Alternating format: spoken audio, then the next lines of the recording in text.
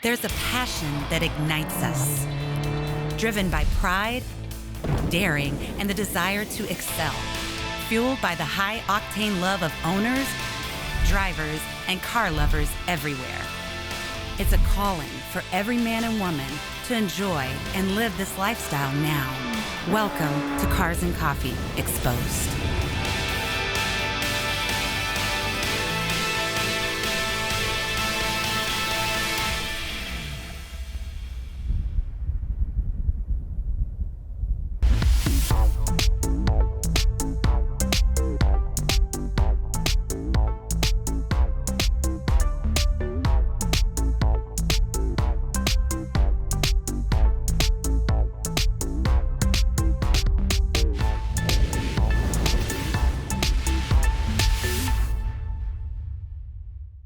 Aubrey Zelenka, I mean, you are like, you look as cool as your car, first of all. Let's just talk about that. No, thank you, thank you.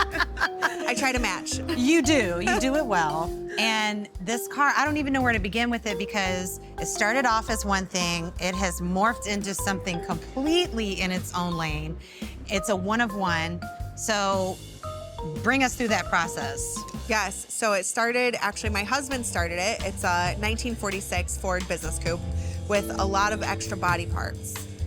So there's some resemblance of the original form of it, but then you start to look like, what is this? What's that? But it resembles a Zephyr. That was the kind of point of it, to have that style. And you call it the Poor man's Zephyr.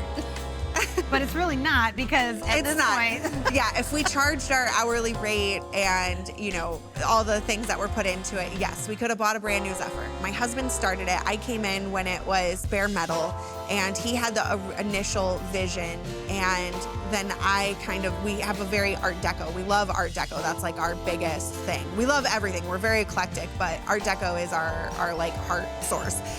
So I think when I came in, it was like already just following his vision and then just adding little things here and there and talking about it throughout the way. And that was just really, it was every new piece that was built, it was like, well, how should we design this? How should we do that? You know, because everything's pretty much, the grill in front is handmade, the engine cover, like talking about, because we have an LS in it, so, which is like kind of not traditional, but we drive ours. We drive it everywhere. It's never been trailered. So just talking about, okay, how do we make this engine look prettier? So drawing a design, and I'm like, okay, here. And then he goes and rolls it out because he's very good at that. So yeah. Both of you were involved in the vision. Yes. Speaking Art Deco, that instrument panel is a work of art. Yes. It looked like, I don't know if you guys did the dash around it, because that's what it kind of looks like, but you did an amazing job on that, because thank you. Yeah, it's just gorgeous. Where did that come from? So it started with the original dash, and then had to piece in some panels to widen it, and then 49 Chrysler dash in the center. So it's kind of like the ship, you know, the captain at the head of the ship in the center. And then he actually designed the center console, and then we kind of just worked together. He'd be like, what do you think about these beads? And what do you think about these steps? And then looking for, you know, there's actually a boat radio with Bluetooth hidden in it, because that was the only thing small enough we could find to go inside, because it's a very small space that it comes down to. I've always loved cars. My husband he just grew up in like his dad was into drag racing, and he started working on a car when he was like 15 years old in his garage. Me, I grew up out in a swamp, and, you know, I was just always grew up very eclectic, and I learned welding at a really young age. And so when I met him, he was always just working on a car. And it was like, okay, well, like, I'm gonna do more welding. And I had a business doing leather work, and I did stuff for the steel mill. And then so we started incorporating metal work. And then it just kind of took off, where it became this business for both of us, and taking in client cars. Because I had the business aspect, and he had the like more knowledge. He's a great painter. He did auto body for 30 years. So we kind of just combined all of our skills together and like learned from each other with certain things, and kind of just like made this little whirlwind. A match made in heaven. Yeah. Obviously it works, because if you guys did this together, and that's what comes of your union, then you're doing amazing. Yeah, it's our baby. What are the responses that you get when you're driving it? The best response was in Louisville, and he had a very southern draw, and he said, "This looks like water, get yourself a drink." Oh, I love and that. I loved that. I was like, that's perfect. I'm like so smooth and slick, and like, you know, So I really like that one. But Well, I'm really excited just to spend time with another woman in the business. Likewise, I just yes. love what you're doing, the way you're doing it. Yes. Keep on, girl. I'm Yes. proud of you. Thank you. Thanks for sharing it with us. It's Thank you. gorgeous. Yeah.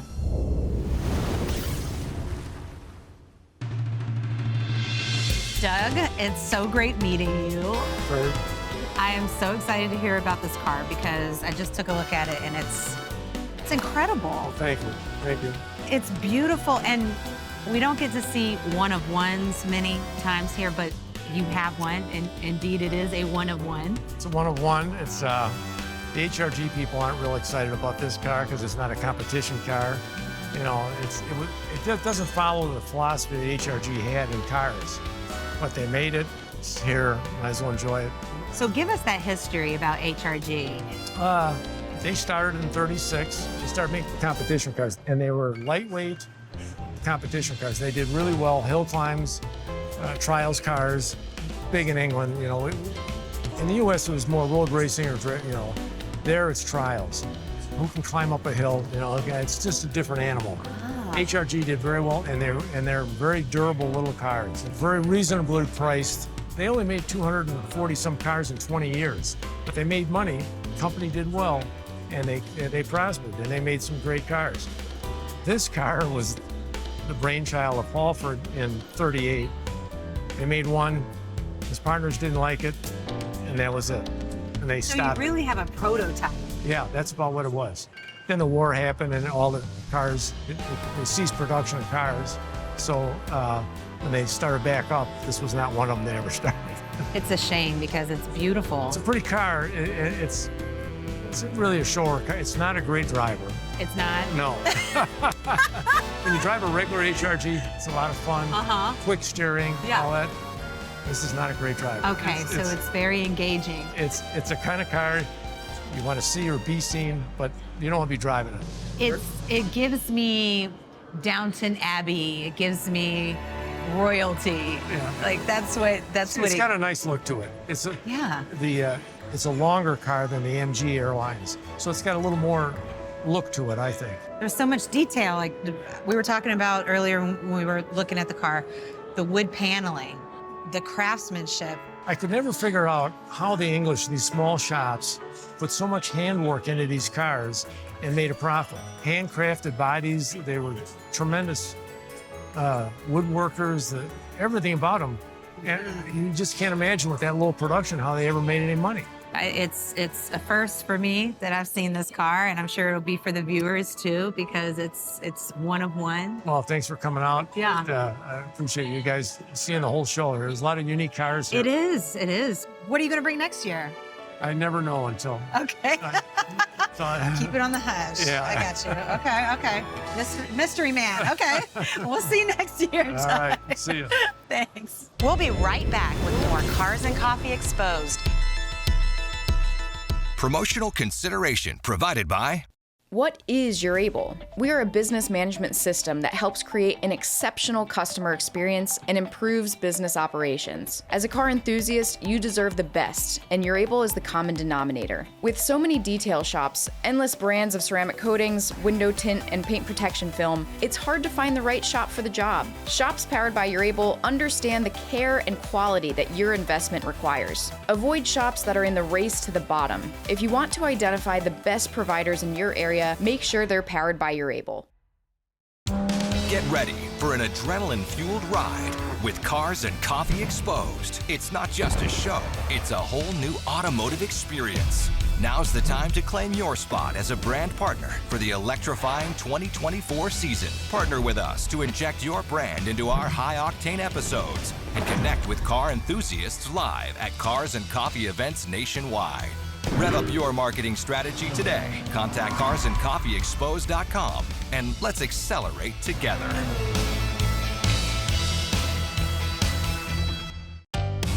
Welcome back to Cars and Coffee Exposed. Meet Scott Schmaltz. By day, he's a master technician working for Mercedes-Benz. But when he's not fixing high-tech cars, he goes back to the roots of American car culture. As president of the Roman Chariots, a 60-year-old car club out of Blue Island, Illinois, his mission is to keep the passion for automobiles alive for his and the generations to follow. We caught up with Scott and his Mercury 8, cruising the countryside in Crown Point, Indiana. Scott Schmaltz. Yes. Scott, word is on the streets that you are the man. Yeah. Okay, because you are like the actual president of the car club. Yeah. So That's what I've been told, yes. which just means you do everything and you don't get any credit, right? Sure, That's usually yes. what it means. Yeah. So Roman Chariots. Yep. Tell us a little bit about the club. So the Roman Chariots are out of historic Blue Island, Illinois. Started in 1964. It was a bunch of high school guys. They went to Eisenhower High School, and they were 16, 17, wanted to play with cars. So they started a car club. So it kind of went from like 64 to about 74. We started out, they did paper drives and car washes to raise money. And they did most of it for charity. And in 06, I think, a bunch of friends were renting a shop and we were hanging out and building nonsense. And we're like, we should do a car club, it'd be great, you know? So I was like, well, Dad's got his jacket hanging in the garage. So there's a couple names that I know. We tracked those guys down. They were like, yeah, that sounds cool. And so we got, the green light from them. And so we started the club back up in about 06. So your dad was in the club. Yep, my dad was in the club in 1966. Him and his best friend joined. And they joined a car club and neither of them had a car, which was interesting. They had high hopes. Yeah, and they were like, all right, well, like you guys are cool. Can you get a car? Like, can you drive to the meetings in a car? So my dad had his dad's 58 Buick, I think it was a Buick station wagon, which was, now that's cool. Oh, yeah. In 1964, that was not cool. No. So that's how he got in the car club. Like riding up in the minivan. Yeah, right. So what's the core mission of the club? the goal is just to bring back to the community, right? So we do 2 events every year since 2012. And one is at a local special needs school, and we raise all the money for their Special Olympics team. So since 2012, we've raised just over $40,000 for their Special Olympics teams. And our shows aren't that big. They get like 125 cars. But we don't take any money off the top. So whatever we get in sponsor money, that's what we have for giveaways and whatnot. And then the $20 goes straight to the charity. So you're inspiring the next generation. Hopefully. Yeah. Right. We all hope, right? Right. These car shows, that's what it does. How were you inspired as a kid? So my dad was a big gearhead, but he built model cars, like AMT kits. And so there's like 500-ish in my house right now that he had built through the years. So I had learned everything there was to know about cars through models. But my dad's best friend always had something cool. He had it was like 10, 12, and he picked up a 66 Pontiac with a 329, a 4-barrel, and it was bitching, jump in the back seat, no seat belts, and never sat in, so it's all springy, and he's banging gears, and you're sucked into the seat. It was cool. And you obviously were inspired enough to follow that path as a trade as well. Yep. So I'm a Mercedes mechanic. Okay. Yep, so I work on high-end luxury cars during the day, and then old junk at night. So it's quite the difference in worlds. Yeah, for sure. Dealing with super modern technology and then going to any of our old cars and having to dig through books to find out information that doesn't exist anymore. No doubt. So Scott, you've been collecting for a little bit now. What's in your collection presently? So currently I've got a little 27 Ford Hot Rod. It's a 27 T-body on a Model A frame with a 46 flathead, juice brakes, all the right parts for a 48 period hot rod. And then my wife's got a 58 Mercury Voyager station wagon. It's teal, 4-door, hardtop. It's got 383 push-button trans. It's pretty neat. And then, and this one. Really? Yes. This So must be that's your favorite because this is what you brought. It is. It is my favorite. That car and I actually have a pretty neat history, even though I've just got it last year. It's one that I've had my eyes on for a long time, so it's pretty cool. And you drive it regularly? Yeah, so we picked it up last year, and the guy that I picked it up from, in 30 years, he put about 20,000 miles on it. And my wife and I and my 2-year-old jumped in it, and we drove down to Oklahoma for a weekend. So we put about 6,000 miles on it last year, which was pretty good in Chicago because you only get 4 months of drive time, so we drive the wheels off of it. You feel like going for a ride today? I'd love to. If you're ready, we'll go. Okay, take me, All right. let's go. All right, sounds good.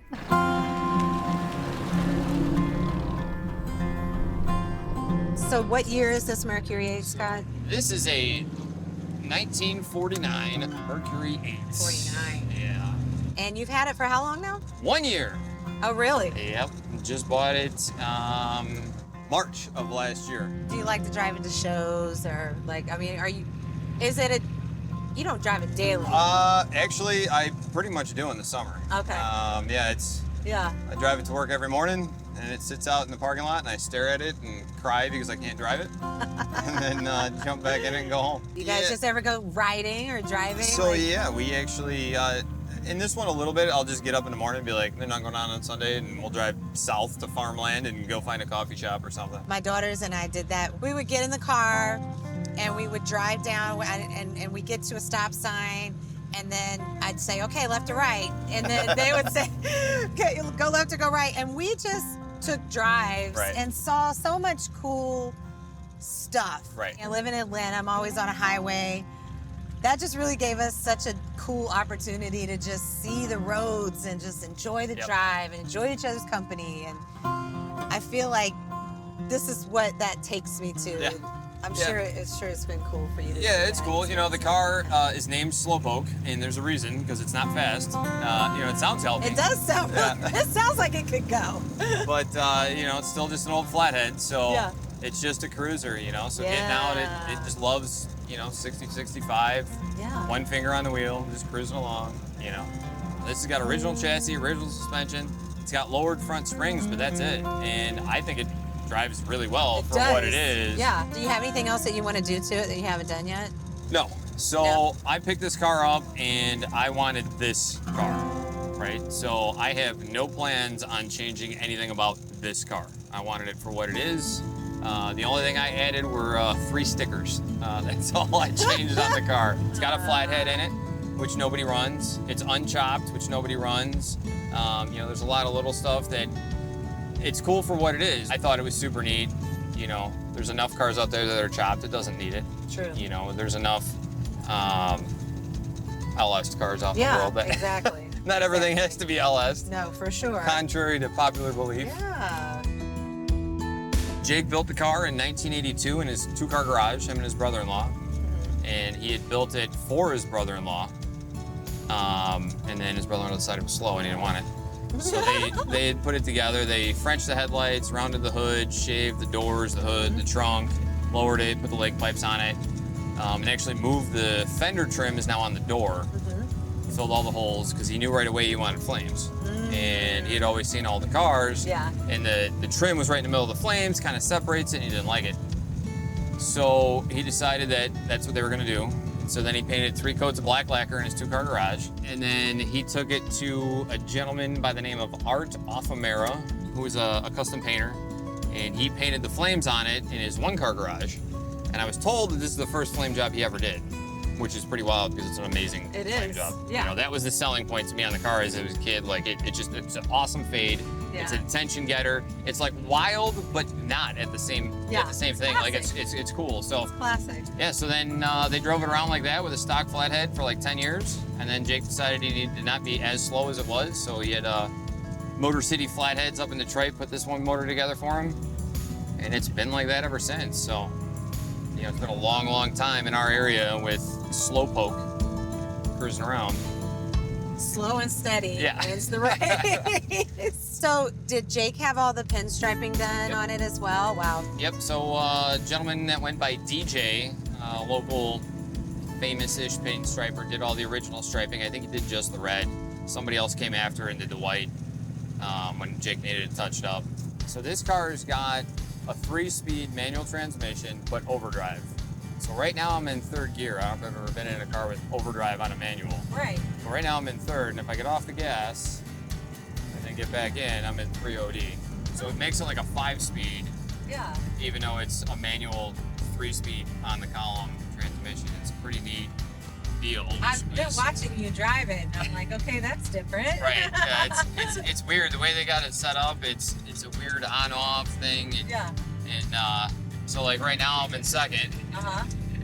So to shift, I just get off the gas, and then back on, and now it's in overdrive. Like rip. You want it to rip? I'll rip it. Yeah. That's what he said. Let's go.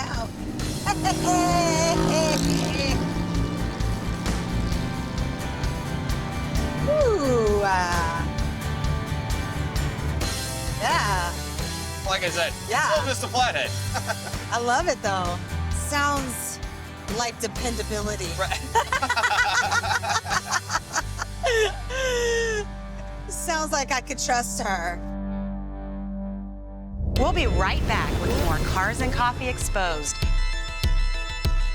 Promotional consideration provided by What is your Able? We are a business management system that helps create an exceptional customer experience and improves business operations. As a car enthusiast, you deserve the best, and your Able is the common denominator. With so many detail shops, endless brands of ceramic coatings, window tint, and paint protection film, it's hard to find the right shop for the job. Shops powered by your Able understand the care and quality that your investment requires. Avoid shops that are in the race to the bottom. If you want to identify the best providers in your area, make sure they're powered by your Able.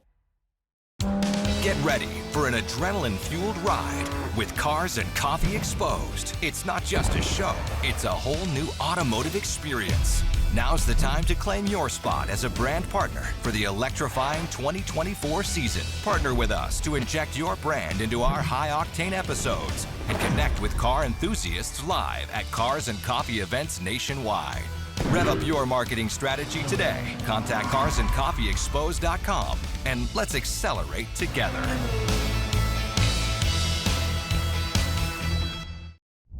Welcome back to Cars and Coffee Exposed.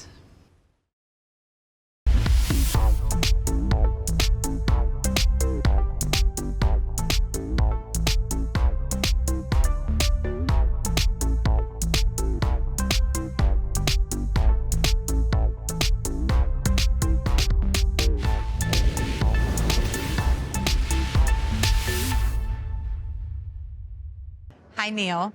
Hi, how you doing? Good. Such a pleasure to meet you. Now, I didn't feel like I was in Indiana really until just now when I got in that Mack truck, and I just felt like America. You look good in it. I did. I felt good in it. Yeah.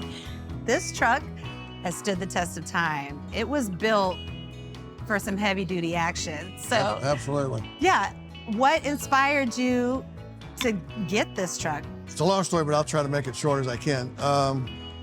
Originally, my dad drove one years ago, so that's brought back memories to that. But I needed something when I farmed part-time to pull my U-Stuck trailer and haul grain.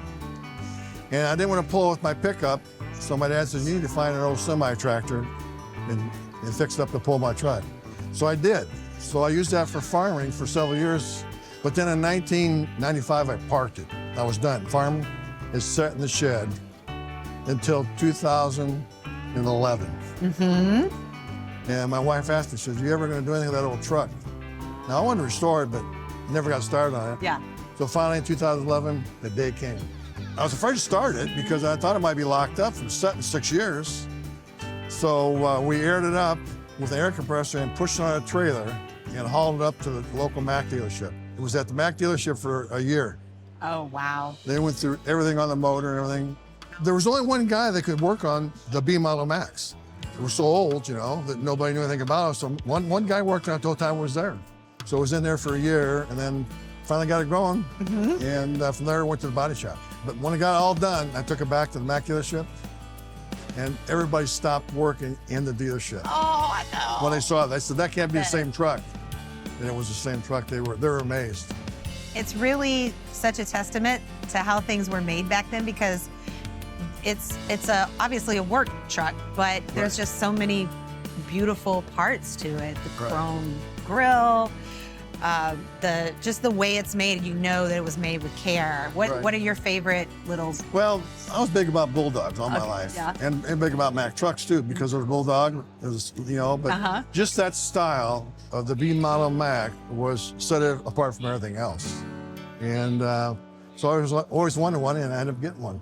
So you're just showing it. How many times have you shown it? I mean, we've took it to car show after car show after car show. We always had our local one at Valparaiso, and we were there every Friday night during the summer. It's so unique. I don't think I've ever seen a Mack truck at a car show before.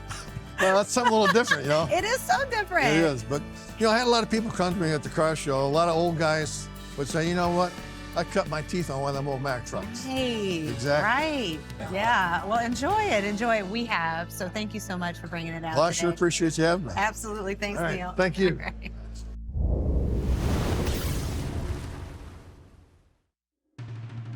Jim, thank you so much for being with us today. How you feeling on this fine afternoon?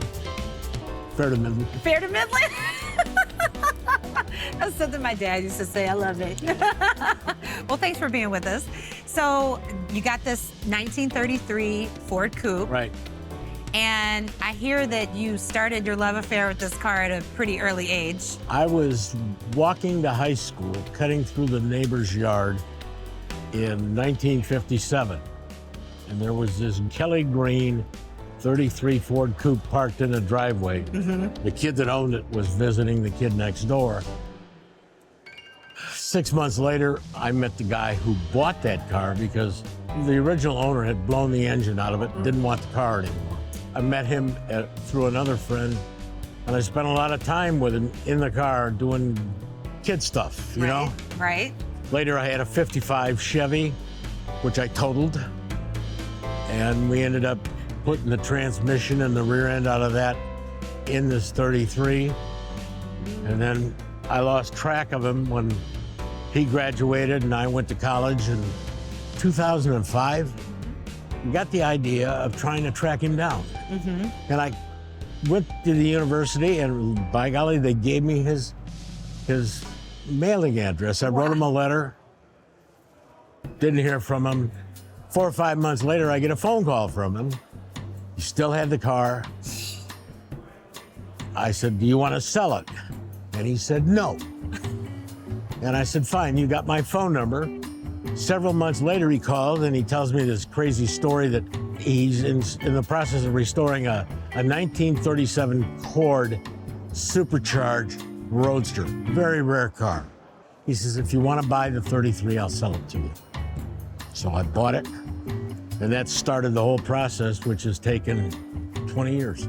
20 years. To get it to where I wanted it. For example, one of the things we did, he didn't like the steering wheel on it.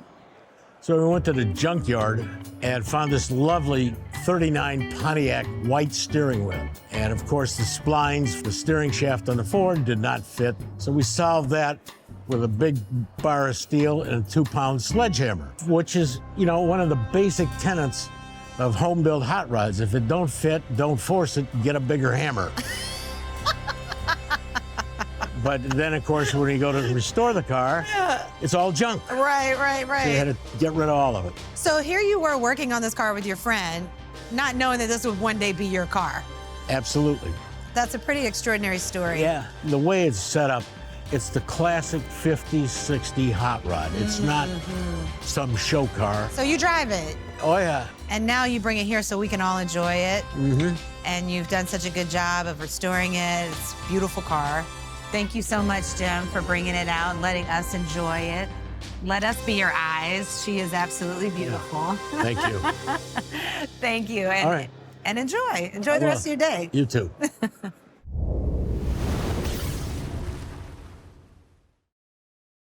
Patrick Slabonic, thank you so much for bringing this beautiful car out today.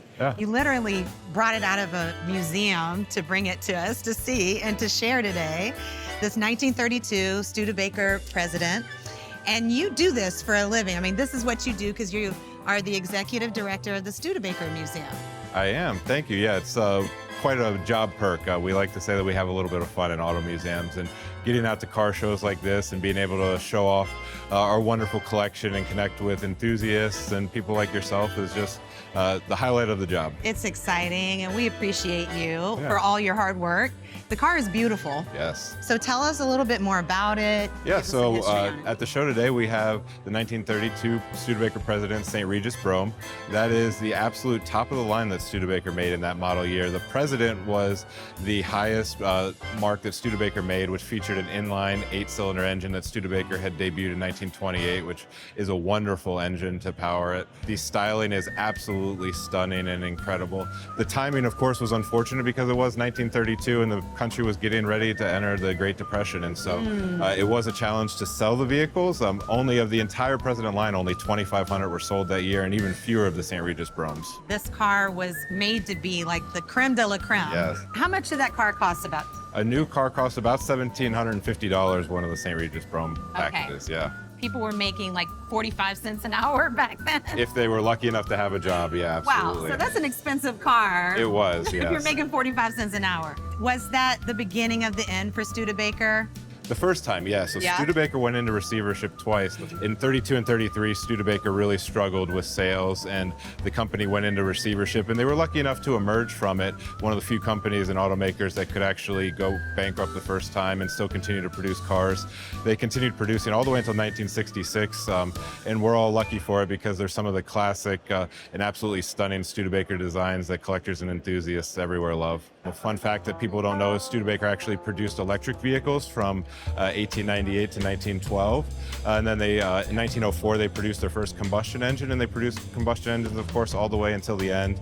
They had some of the iconic designs and had wonderful designers who worked with and for them. Icons like Raymond Loewy designing cars like the Studebaker Bullet Nose that everybody sees and loves at all the car shows and cruise-ins across the country. That name is just synonymous. It's just built in to American history and to the fabric of it. So we're so glad that they continued to make cars. We acquired it in 2004 from the S. Ray Miller collection, which is a famed Indiana collection, and the Levine Restoration Team, which is one of the more notable restoration companies in the country. Their authenticity is second to none, and they did a ton of research to find an absolutely perfect color for this car that was an original one that you could have gotten on it in the day, yeah. Everybody should come and see you all. Absolutely. Where are you Come and see the located? museum. We are in South Bend, Indiana, where Studebaker was headquartered and the primary factories and locations for the entire corporate history. We also have the world's largest presidential carriage collection, which includes the carriage that Abraham Lincoln rode to Ford's Theater the night of his assassination. And to put a very nice bookend on it, we also have the final two Studebakers, the last car that was produced in South Bend, Indiana, and the last car that was produced in Hamilton, Ontario 3 years later in 1966. We tour these car shows because this is a part of who we are, part of our culture, and this is what keeps it alive. Yeah. So people like you doing what you do, the museum, thank you so much. Thank you so much for what you do, Chelsea. It was Absolutely. a pleasure to meet you.